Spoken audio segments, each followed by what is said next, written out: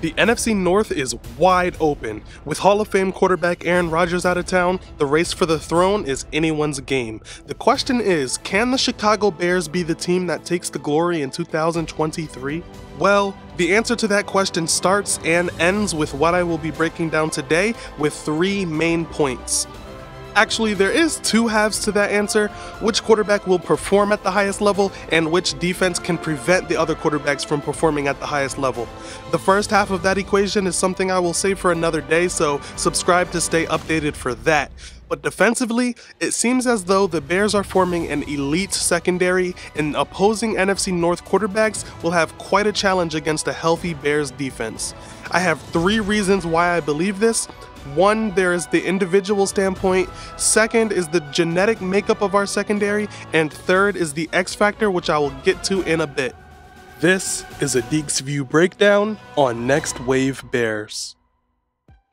Whilst the Bears' defensive line has yet to add anyone who seems to be an elite pass rushing threat, and I have to interrupt my own sentence here because Ryan Poles said he intends on adding someone to the edge before the start of camp, but for now the D-line is a question mark on the edge, but I do believe the interior is much improved from years past. That being said, I want to jump into point 1 of today's video. This seems like the first time since 2018, when the Bears went 12-4 and won the NFC North, that all 5 starting defensive backs are legitimate Pro Bowl level talent, or at least have the potential to be and are really good players. Everyone knows what Eddie Jackson can do and what he did with Adrian Amos in 2018. Bojack is a free-roaming, ball-hawking free safety who is best next to a hard-hitting physical strong safety. This is why you saw a massive jump in Eddie's production when the Bears got Jaquan Brisker, who I'll get to in a second.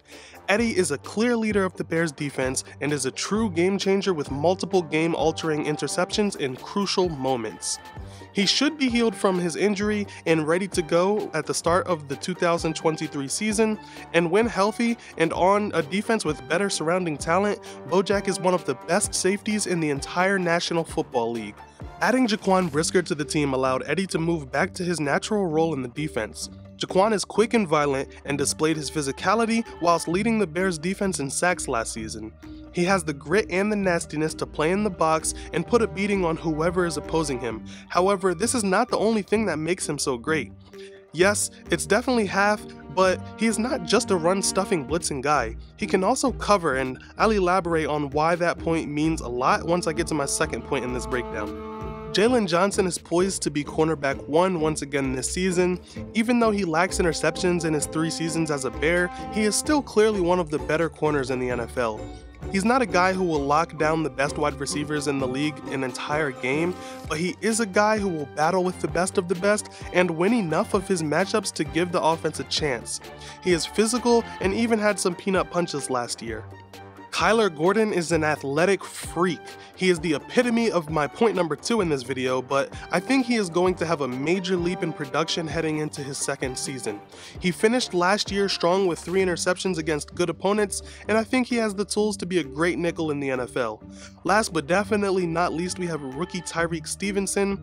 He is yet to play in a real NFL game, of course, and you never know what you're gonna get from rookie corners. However, everything we are hearing from him is a physical ball hawk. He already picked off Justin Fields during OTAs, and he has been looking sharp. If that can translate to the NFL against actual teams in real competition, he can hit his potential, and Bears are looking at 5 really good defensive backs that leave the secondary with no true weak link. Now on to the second point I have been alluding to as to why I believe the Bears secondary will be elite, and that is the makeup of each D-back and how it all blends together. I will get to the X factor of the defense right after, and it fits this point as well. Besides Jalen Johnson, who was drafted by Ryan Pace, all the defensive backs Ryan Poles has brought in are athletic freaks who are long and physical. I'm not sitting here saying that they for sure will be like the Legion of Boom, but I definitely see similarities in the makeup of the secondaries and the player types. Jaquan Brisker is a hard hitter, but he also had great coverage skills like he displayed against the Patriots when he Superman intercepted Mac Jones. Tyreek Stevenson and even 5th round pick Terrell Smith are both guys who will have no problems with physicality, but they also have speed and the range to cover anyone in the NFL, and ultimately it will come down to knowledge of the game for them.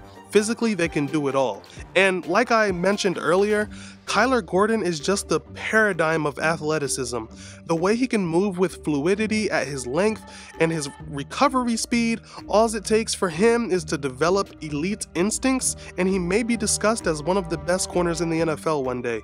Him being exclusively nickel, he has the size and physicality to take on tight ends, but he also has the speed and agility to cover shifty guys in the slot. It's why his primary position has been nickel since day one. He is great on the outside, of course, but he has the skills to be the Bears' best option as the main slot corner. Outside is a lot easier than slot, and he has what it takes.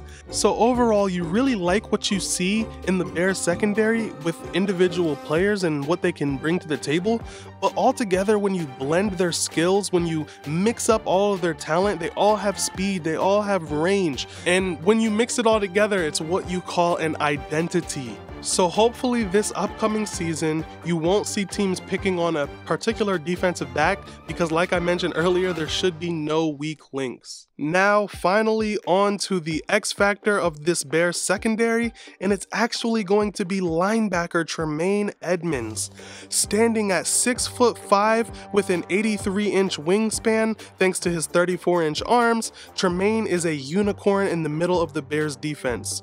Being that big and still being one of the faster linebackers in the NFL, Tremaine was also consistently among the best coverage linebackers in the NFL.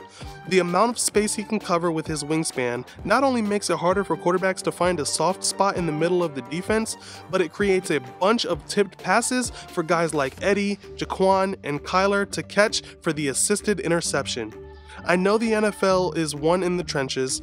I know the Bears have yet to add an elite edge rusher, but with the added talent in the middle of the D-line, they at least will lessen the pocket quarterbacks have to step up into.